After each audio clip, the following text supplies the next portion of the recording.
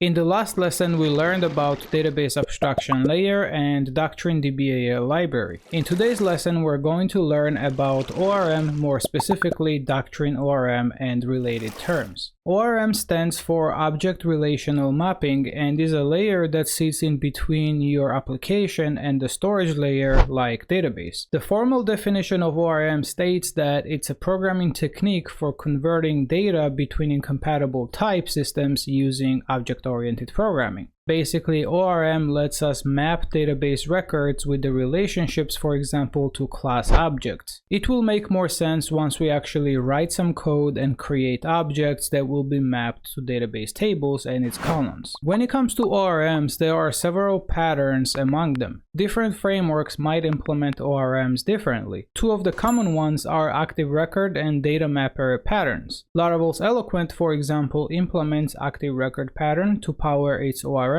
while Doctrine ORM, which is used by Symfony framework, uses Data Mapper pattern. Let's open the Doctrine documentation and then we can either click on Get Started or we can click on Object Relational Mapper ORM, or we can go to Projects and select ORM from there. We're going to click on Get Started and then scroll down to Project Setup. As you can see, Doctrine ORM is a separate library and it includes the DBAL as a dependency along with few other dependencies. So it kind of sits on top of DBAL. Now you might be asking, why do we need to include the DBAL along with the ORM if ORM already comes with the DBAL as a dependency? If we scroll a bit down here, we can see a note where it is recommended to require the DBAL as well, since it gives us more control towards version upgrades and so on. Now, since we already installed the DBAL library in the last lesson, we only need to install the ORM and the Symfony cache in this lesson. We're not going to install the annotations or YAMLs since we won't need them for our examples. Instead of annotations, we'll be using attributes, and we'll talk more about that in a few minutes. So let's open the terminal and let's do composer require Doctrine ORM space Symfony cache.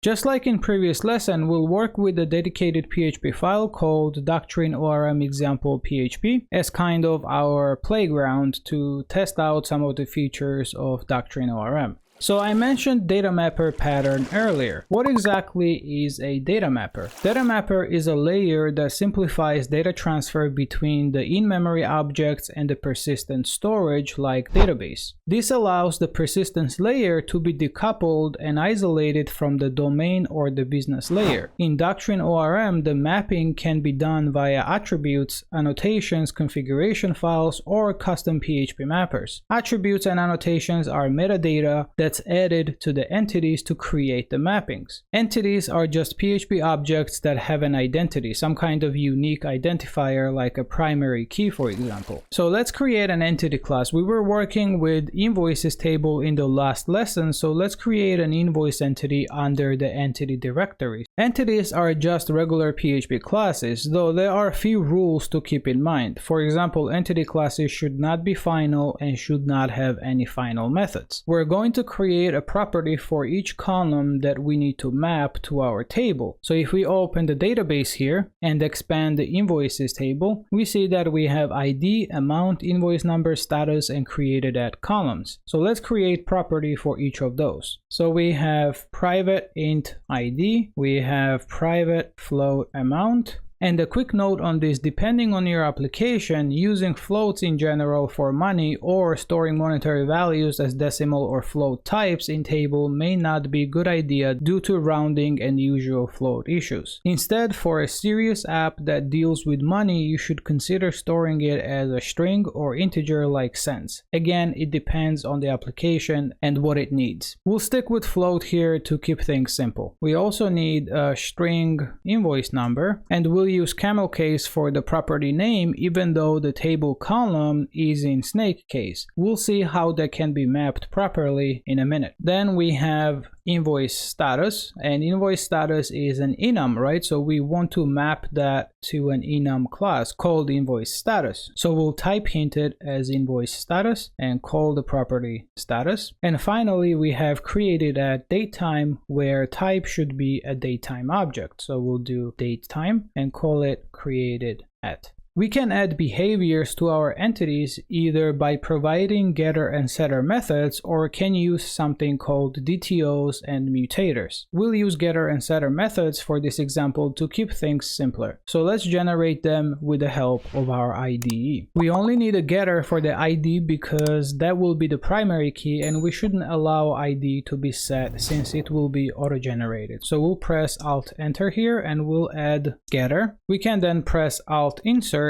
and generate getters and setters. We'll select all of them here and we'll generate fluent setters, and then I'm simply going to remove the redundant duck blocks from here, and this is good enough. So as you can see, we basically just have a plain PHP class. This is not an entity yet. How can we turn this into an entity and map it to the database table columns? I mentioned metadata via attributes or annotations earlier, so we need to add some kind of metadata to our entity class as well as its properties to properly map to the correct table and its columns. We're going to use attributes, but you could use annotations or config files or PHP mappers if you wanted to. You can check the documentation for more information on that, but we'll be using attributes. So first we need to identify the class as an entity. So we'll add entity attribute here, and then we need to map this to a table name. So we'll use table attribute, and in the constructor we can pass few arguments here. Now we just care about the name for this example, so we'll pass invoices as the table name, and we can move on to mapping the properties to the columns. So first here we have the ID property, which should be mapped to the ID primary key on the invoices table. Now since this is a primary key and it's an ID, we can use the ID attribute, and because it's mapped to a table column, we are going to use the column attribute as well, and within the parentheses we can pass few arguments as well. We can pass the column name if it's different, and this is where you would pass snake case name if you were changing the name of the property. So in the case of invoice number, we could pass invoice underscore number instead of invoice number in the camel case. Another thing that we can set here is the type of the column, and in this case the type of ID is integer, but we don't actually need to do that because we're using type hints. So if you're not using type hints, then you need to specify the type, or if you want to be explicit on what type you want, then you would specify the type. Otherwise, you can just stick to the type hinting and it should work for the most cases.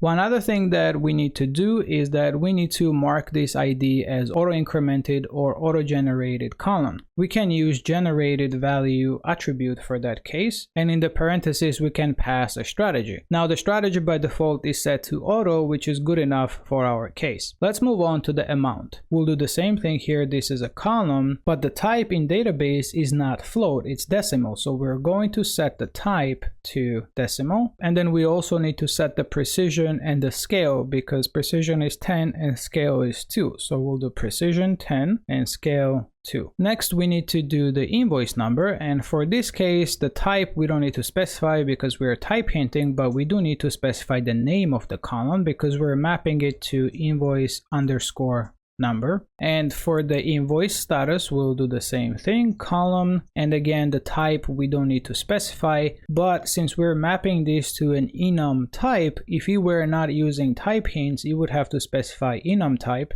and set the invoice status enum class here, but again we don't need to do that because we are using type hints. So we'll move on to the created at column. We'll add the column attribute here as well, and we need to set the name here since the name in the database table is created underscore at. One thing I want to mention is that if you're specifying the types, you don't actually have to hard code the types in this way. You can use constants instead, so we can do types decimal in this case. One of the cool features of ORM is the ability to set up the associations or relationships between the entities. There are different types of associations that can be set up, like one-to-one, one-to-many, many-to-one, and many-to-many. Now, one-to-many and many-to-one is one association type. It is just two sides of the relation. So one-to-many is like an inverse of many-to-one. So let's see what we can associate the invoice with. Typically, invoices have items or rows, right? Each item usually consists of description, quantity, and price per unit. It may also have things like sales tax, but we're going to keep it simple. I've already created a table called invoice items here, and if we open the columns, we see that we have ID, invoice ID, description, quantity, and unit price. Invoice ID is the foreign key that references the ID column on the invoices table. So let's create an entity for that. So I'm going to open the project again, and we're going to create a new PHP class called invoice item. We'll mark this as an entity, and we'll add the table attribute with the invoice items table name. Then we have private int ID, we have private int invoice ID, private string description, private int quantity,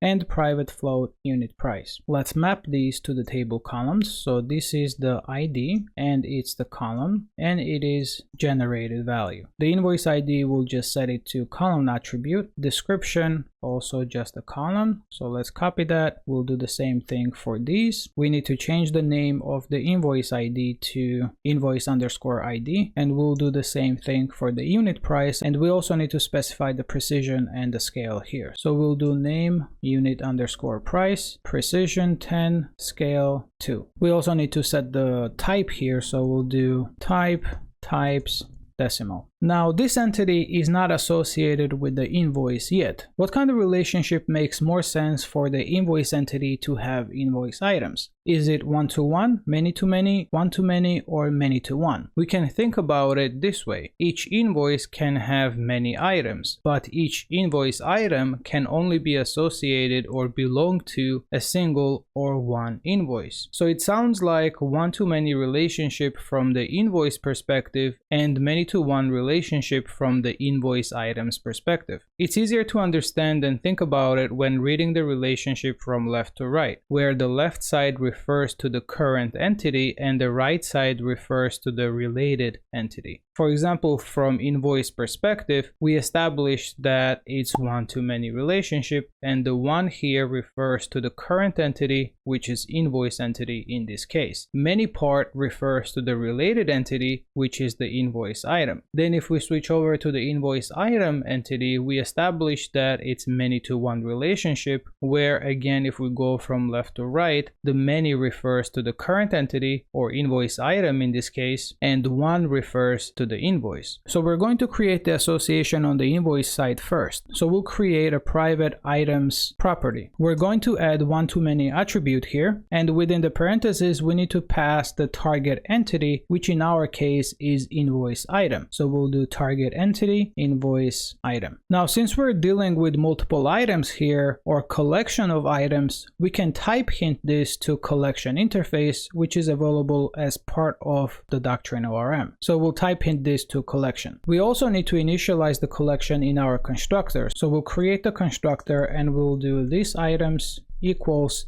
new array collection. And as I mentioned, the collection is the interface and array collection is the simple collection implementation that we can use. Now that we have the association set up on the invoice side, let's set up association on the invoice item side. So we need to add private invoice property, and we can type hint this to invoice entity. This association, as mentioned before, has to be many-to-one relationship. So we'll add the many-to-one attribute here, and we don't need to specify the target entity here to be invoice class because we are type hinting it here. So we can get rid of that. So now we have created what's called a bidirectional relationship. Relationships can be uni or bidirectional. Bidirectional relationship simply means it has both sides, the owning and the inverse. Unidirectional means it just has the owning side. Owning side is the one that owns or holds the foreign key. So in our case, the foreign key is the invoice ID. So the invoice item is the owning side. In bidirectional associations, many-to-one is always the owning side and one-to-many is always the inverse side. The owning side has to have the inversed by attribute, which refers to the mapping of the inverse relationship. So in here, within many-to-one parentheses, we need to pass an inversed by argument, and we need to set this to the name of the mapping on the inverse relationship. So if we go back to the invoice, the property name here is the items. So that's the name we put in contain the inversed by. So this is items. And then the inverse side, which is the invoice entity in this case, has to pass the mapped by argument to the one-to-many attribute. The mapped by argument refers to the name of the mapped field on the owning side. So if we go to the invoice item, this is the owning side and the name of the property is invoice. So this is the name that we pass for the mapped by argument. So we'll do invoice. Now I know this may seem and sound confusing, but with time and practice it will make more sense. Doctrine's documentation has great examples, so I encourage you to check it out to see how other relationships can be set up and how they work. So let's generate some getters and setters for the invoice item as well, including the invoice relationship. And we're good to go. Alright, let's open our playground PHP file and create the entities so that we can actually test this out. I'm going to quickly create an array of items that will loop over to create the invoice items. So we have 3 items here, and each item contains the description, the quantity, and the amount. Next, let's create the invoice entity. So we'll do invoice equals new invoice. And we'll just chain some method calls here. So we'll do set amount 45, set invoice number 1, set status, we'll set it to pending by default, and we'll set created at to new date time. And invoice number has to be string, so we'll put this in quotes, and this is good enough. Let's create the invoice item entities now. So for each items as description, quantity, and unit price. And as you can see, I'm using array destructuring within the loop. So we'll create item entity here. We'll do item equals new invoice item, and we'll chain some method calls here as well. So we'll do set description, set quantity, and unit price. Now we need to associate the invoice and items entities somehow. So we'll do invoice, add item, and pass the item as an argument. Now let's create this method within the invoice entity, and we can add this item to the items collection. So we'll do items, add item, and return this. Since we're doing bidirectional association, we need to associate the item with the invoice as well, because right now we're associating the invoice with the invoice item, but we don't have the invoice association to each item. What I mean is that if we had an object of item entity and we called get invoice, this would fail because we haven't associated the item with the invoice. All we did is that we added this item to the invoice entity. So we can do that here. We can do item set invoice and pass this as an argument. So we have created the entity objects, we have associated them with each other. How can we actually persist it and sync them with the database? Because remember, persistence layer like database is separated in here. These entities are just PHP objects and they're associated with each other, but we haven't actually synced them with the database. If I run this code, it's not going to create any records in the database. To actually persist them and save them to the database, we need to use something called Entity Manager. You can think of Entity Manager as like a main access point to ORM, or like an interface or an API. It lets us manage entities in different states, and yes, entities have states. Entity can be in new, managed, detached, or removed state. When entities are just created, like in here, they are in new state. To move them to managed state, we need to persist them, and to do that, we need an Entity Manager. Let's create an instance of Entity Manager. We can call the create static method on the Entity Manager class. Entity Manager, as you can see, requires 2 parameters, connection and configuration. Connection is the database configuration parameters, which we did in the last lesson when working with the DBAL. So what I'm going to do is I'm going to copy the snippet from last time and pass it here. So as you can see, we're accessing the database credentials using the env superglobal, and we're storing them in a params array, and we can simply pass that as the connection. For the second argument, we can create the configuration by calling the create attribute metadata configuration method on the setup class. And note that if you wanted to use annotations or config files, you could call appropriate methods for that. Since we're using attributes, we're going to create attribute metadata configuration. We need to give this method the path where the entities are stored. So we'll do dir constant / entity. Let's assign this to a variable here. We'll call this Entity Manager, and let's move this somewhere on top. So we'll put it right here. And then we can persist our entities by calling the persist method on the entity manager, which will put entities in a managed state. So we'll call persist for the invoice, and we'll call persist for each invoice item within the loop.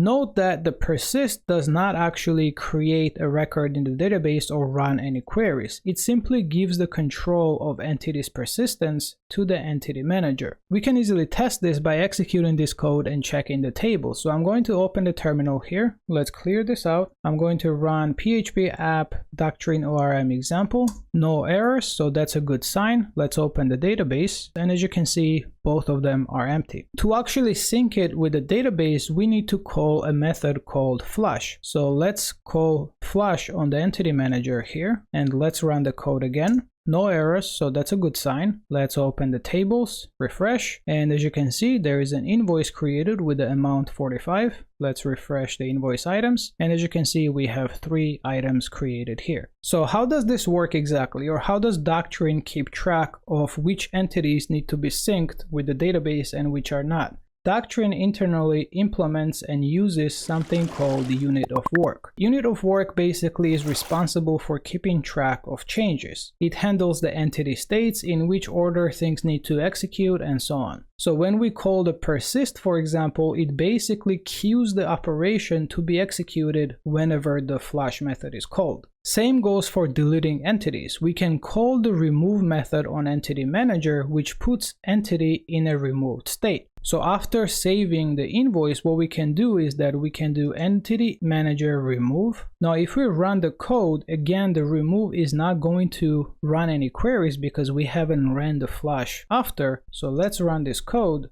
and refresh the table. We see that we have second invoice here, and we have 6 items here because the last 3 is for the second invoice. If we wanted to remove the invoice, we need to run flush. So we'll do flush and run it again. And as you can see, no new invoice was created. If we refresh the invoice items, we still have 6 items. So this actually means that we can create entities, delete them, do some updates, and at the end of all of that, invoke the flush method once to run all the necessary queries efficiently. So unit of work is responsible for figuring out what to do when the flush method is called, what queries to run, in what order to run, and so on. Note that the more entities you manage, the bigger the unit of work gets, and the bigger it gets, the heavier the execution becomes. We can check the size of unit of work by calling getUnitOfWork method on the entity manager and then calling the size on that. Let's run the code.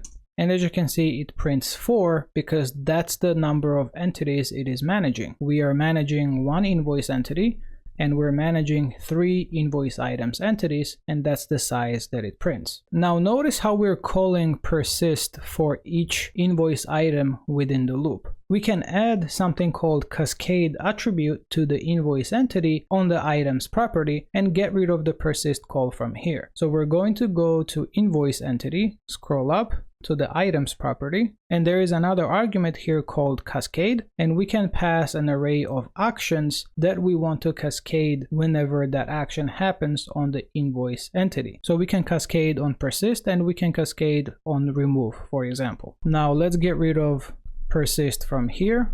Let's open the terminal, run the code, no errors, so that's a good sign. Let's refresh the table, and sure enough, we have an invoice. We refresh the items, and we have the items there as well. Now, if we remove the cascade part from the invoice here, we're going to get an error. So let's say that I removed persist and we're only cascading remove. When we run this code, we're going to get an exception, and the exception will give you ways to solve it. For example, it tells you that this relationship was not configured to cascade persist operation. So either we have to call persist within the loop, or we have to add the cascade persist option. We can find entities by calling the find method on the entity manager. Note that when we fetch an entity, we don't need to call the persist method to make it managed, because entities that are fetched are already in managed state. So what we can do is that instead of doing any of this, we're going to comment this out for now, and instead we'll do entity manager find and pass the invoice entity class here, and then the ID of the invoice. Now let's see what some of the IDs are. We have 8, 9, 14, 15. Let's do the latest one. So let's do 15. And this is going to return the invoice entity. And then what we can do is that we can change the status to something like paid. Now we don't need to persist the invoice entity here because it's already in the managed state. If we call flush, it's actually going to save this in the database. So let's open the terminal, run the code. Let's open the table, and we should see this status update on refresh. So let's refresh, and sure enough, the status was updated. Let's do the same thing for invoice ID 14, and we're also going to change one of its items. So we'll do invoice get items, and we'll get the first item, and we'll simply set description to something like foobar. Now, as you can see, we're not calling persist here. When we call the flush, Doctrine is going to figure out that we're updating the invoice, and we're also updating one of its items. So let's run the code, no errors, so that's a good sign. Let's refresh the invoices table. We see that status was updated. Let's refresh the invoice items, and the item that's going to be updated is this one right here, because that's the invoice ID 14, and the first one is this, so this should be changed to foobar. So let's refresh, and as you can see, it was changed to foobar. So this was a bit of an overview of Doctrine ORM to get you familiar with the Doctrine ORM and how ORM works in general, and teach you what entities are, how to create them, what data mapper is, how to map them to table and columns, and so on. In the next lesson, we're going to learn some of the other features of Doctrine ORM, like its query builder, something called DQL, lifecycle methods, and so on. So stay tuned for that. Thank you so much for watching the video. Smash the like button if you enjoy my content, and subscribe to the channel if you haven't already done so. It really helps the YouTube's algorithm recommend my videos to more developers. So thank you again, and as always, I'll see you next time.